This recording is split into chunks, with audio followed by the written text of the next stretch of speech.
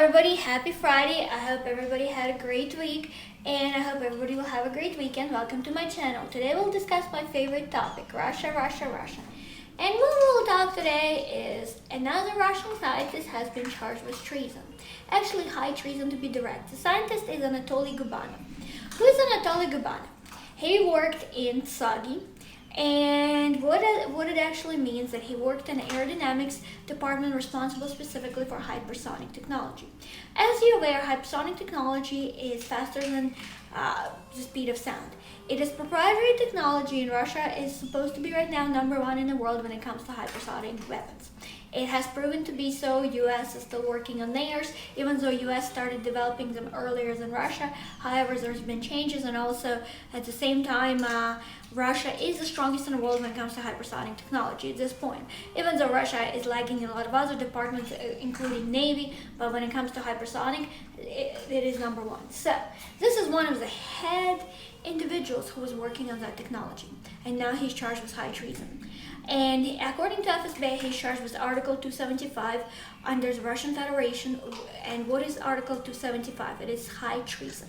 High treason, defined in Russian code, is espionage, disclosure of state secrets, or any other assistance rendered to a foreign state, a foreign organization, or their representatives. So he's remanded in custody until at least January. At this point, he's considered to be a threat to Russia based on what occurred. The court proceedings, when he was arrested, immediately the court proceeding was held and was a closed court yesterday. And according to the information that's being flown around, because like I said, the proceedings are closed, he is charged with highly sensitive information that he tried to pass on what actually happened. It does not say how many times, but according to all his work, he has over 119 publications on ResearchGate alone.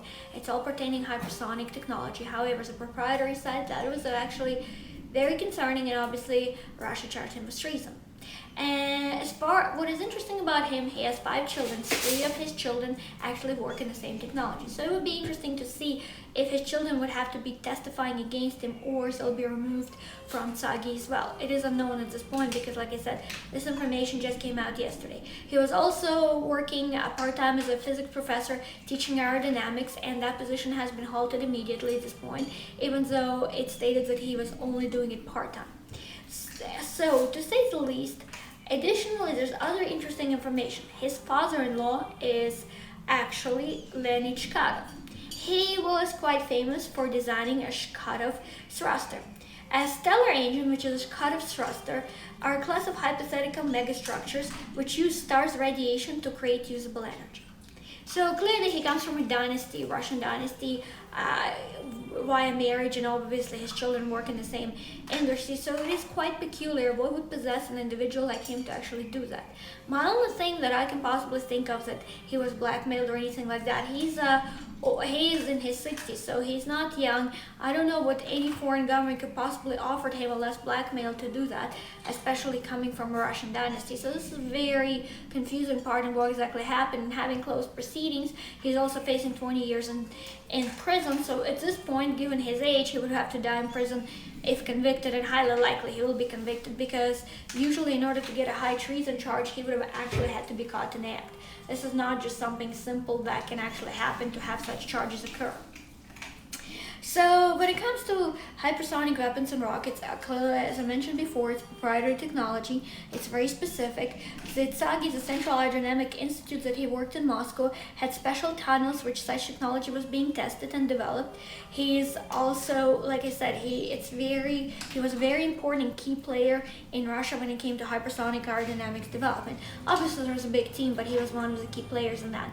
And this is where it's really a great concern, even though clearly, I'm not a fan of Putin or how Russia conducts their operations. At the end of the day, nobody should be treasonous to that level, especially while working for a government, and especially what he was working on overall. However, this is not the first case. This year there's been quite a lot of big cases when it came to treason. Earlier this year in July, there was another individual who was charged with treason who actually was involved with Roscosmos. He was previously a journalist. However, in this case, people say that he was set up, that he was passing information to one of the NATO member nations pertaining to certain weapons delivery and everything like that. So that case is more of a setup case. There's another case that's pending in court, and the original charge was in February pertaining to Arctic information. That is actually an individual who was charged with that from St. Petersburg. But nevertheless, this case is very different because this is the first time in Russian history actually where someone is charged particularly to brand new technology and very specific to Russia. There hasn't been any cases like that as of yet, and especially in this century alone.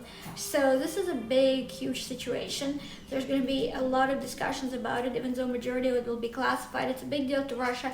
Also, given the fact that there's a lot of talk, which is unofficial on certain Russian media platforms, that Russia will actually change how they treat their physicists and scientists when they work on proprietary technology going forward. Based on what happened yesterday, there's going to be new measures in place. Apparently now, majority of scientists are being checked. They're only going to be as they're not going to be allowed to have any access outside of work hours. There's going to be very specific checks and balances additionally added just because of what transpired yesterday.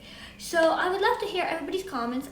Please click like, please subscribe to my channel. Of course, you can read my articles under Kristina Kitova, communalnews.com. Would love to know everybody's opinions. Would love to know what everybody thinks. Thank you for watching, and I hope everybody has a great weekend. Thanks again. Bye for now.